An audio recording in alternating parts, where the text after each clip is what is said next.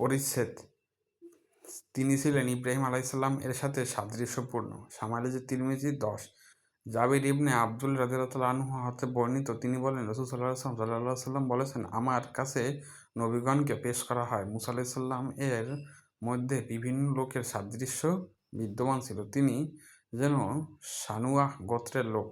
আমি ঈসা ইবনে মারিয়াম আলাইহিসসালামকে উরওয়া ইবনে মাসউদের সাদৃশ্য দেখতে পাই। তারপর আমি ইব্রাহিম আলাইহিসসালামকে দেখতে পাই এবং তাকে পাই তোমাদের সঙ্গীর সাথে সর্বাধিক সাদৃশ্যপূর্ণ। তোমাদের সঙ্গী বলে তিনি নিজেকে বুঝিয়েছেন। আর আমি জিবরাইল আলাইহিসসালামকে দিহাই কালবি তা এর সাথে সাদৃশ্যপূর্ণ দেখতে পাই। সহিহ মুসলিম, সুনানে আহমদ, সহিহ ইবনে হিব্বান, জামিউস সগীর মিশকাত। তিনি ছিলেন শুভ্রকায় ও লাবণ্যময়। সামাইলে তিরমিজি 11। আবু তুফাইল রাদিয়াল্লাহু তাআলা আনহু হতে বর্ণিত, তিনি বলেন, আমি রাসূল সাল্লাল্লাহু আলাইহি সাল্লাম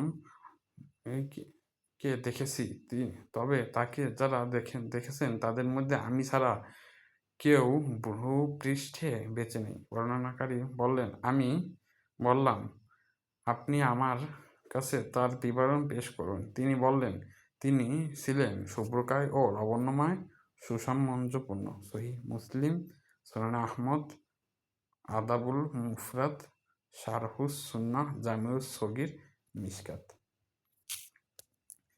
এরপর আছে রাসূল সাল্লাল্লাহু আলাইহি সাল্লাম এর মোহরে নবুওয়াত। পরিচ্ছেদ। নবী হযরত মুহাম্মদ সাল্লাল্লাহু আলাইহি সাল্লাম এর দু কাঁধের মধ্যভাগে মোহরে নবুওয়াত ছিল। সাল্লাল্লাহু আলাইহি সাল্লাম।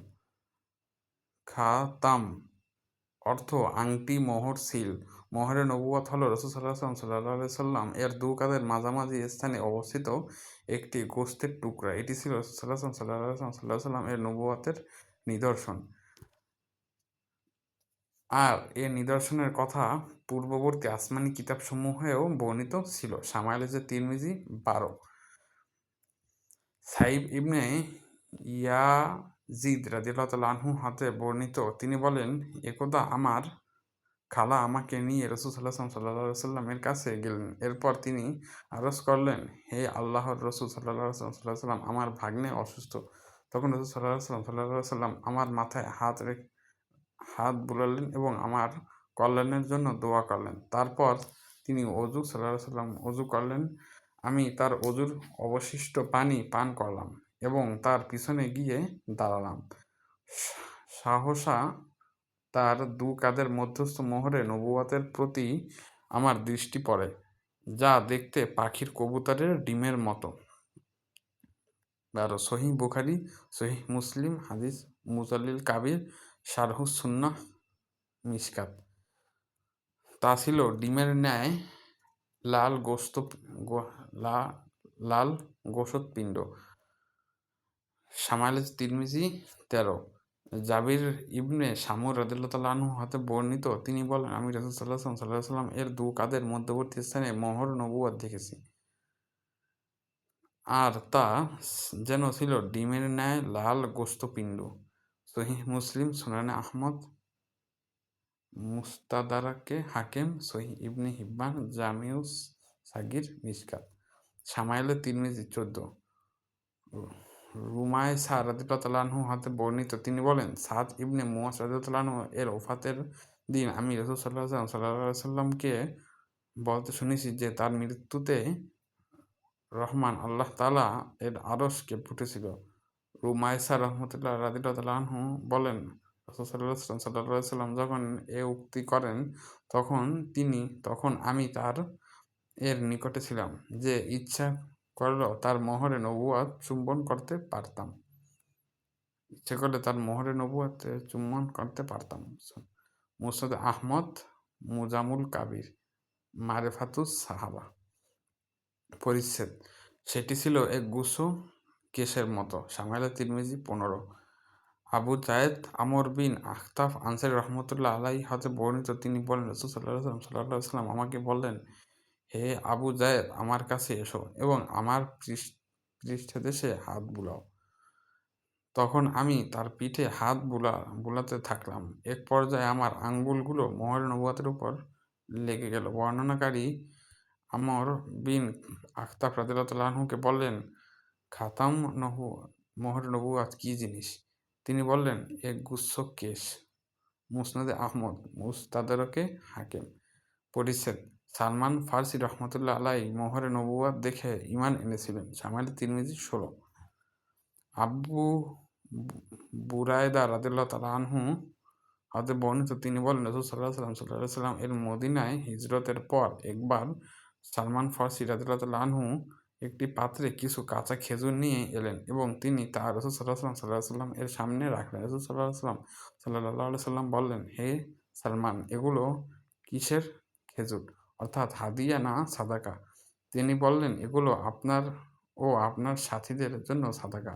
রাসূল সাল্লাল্লাহু আলাইহি সাল্লাম বললেন, এগুলো তুলে নাও, আমরা সাদাকা খাই না। বর্ণনাকারী বললেন, অতঃপর তিনি তা তুলে নিলেন। পরের দিন তিনি অনুরূপ খেজুর নিয়ে আসলেন এবং রাসূল সাল্লাল্লাহু আলাইহি সাল্লামের সামনে পেশ করলেন সাল্লাল্লাহু আলাইহি সাল্লাম। তখন তিনি বললেন, সালমান, এসব এসব কিসের খেজুর? সালমান রাদিয়াল্লাহু আনহু, আপনার জন্য হাদিয়া। তখন রাসূল সাল্লাল্লাহু আলাইহি সাল্লাম তার সাহাবীগণকে বললেন, তোমরা হস্ত প্রসারিত করো, হাদিয়া গ্রহণ করো। এরপর সালমান রাদিয়াল্লাহু আনহু রাসূল সাল্লাল্লাহু আলাইহি সাল্লাম এর পৃষ্ঠদেশে মোহরে নবুওয়াত দেখতে পেলেন। অতঃপর ঈমান আনলেন।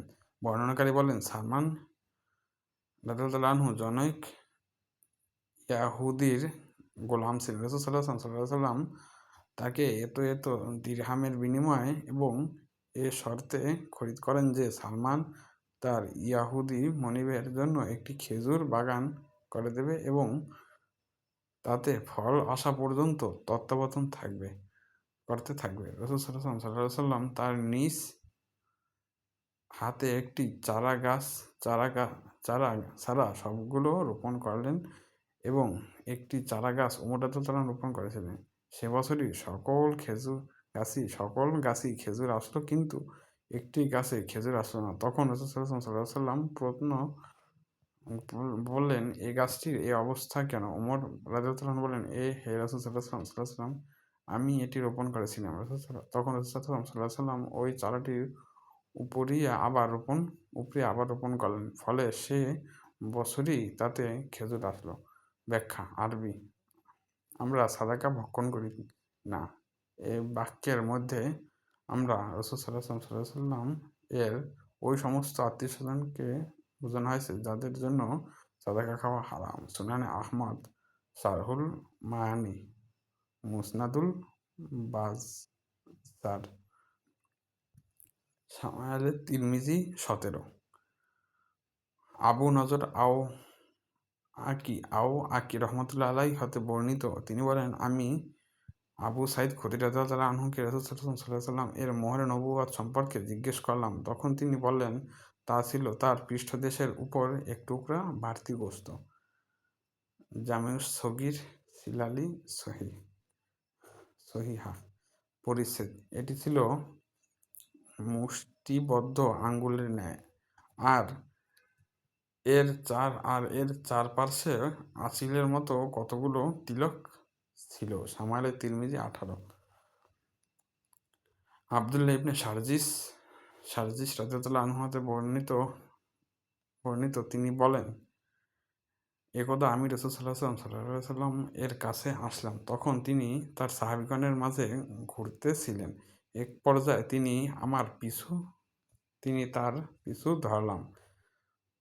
পর্যায়ে আমি তার পিছু ধরলাম। তিনি আমার মনোবাঞ্ছা বুঝতে পেরে পিঠ থেকে চাদর সরিয়ে ফেললেন। তখন আমি তার দু কাঁধের মধ্যবর্তী স্থানে মোহরে নবুওয়াত দেখতে পাই, আর তা ছিল মুষ্টিবদ্ধ আঙ্গুলের ন্যায় এবং এর চারপার্শ্বে আঁচিলের মতো কতগুলো তিলক শোভা পাচ্ছিল। এরপর আমি তার সামনে এসে দাঁড়ালাম এবং বললাম, হে আল্লাহর রাসূল সাল্লাল্লাহু আলাইহি সাল্লাম, আল্লাহ আপনাকে ক্ষমা করুন। তিনি বললেন, তোমাকেও ক্ষমা করুন। এরপর লোকে আমাকে বলতে লাগলো, তুমি বড়ই সৌভাগ্যবান, রাসূল সাল্লাল্লাহু আলাইহি সাল্লাম তোমার মাগফিরাত কামনা করেছেন। তখন তিনি বললেন, হ্যাঁ, তিনি তোমাদের জন্য দোয়া করেছেন। এরপর তিনি এ দোয়া করেছেন। এরপর তিনি এই আয়াত তিলাওয়াত করেন, হে রাসূল সাল্লাল্লাহু আলাইহি সাল্লাম, আপনি আপনার জন্য এবং মুমিন পুরুষ ও নারীদের জন্য মাগফিরাত কামনা করুন। সূরা মুহাম্মদ সাল্লাল্লাহু আলাইহি সাল্লাম 18-19, সুনানুল কুবরা লিন নাসাই, মারফাতুস সাহাবা।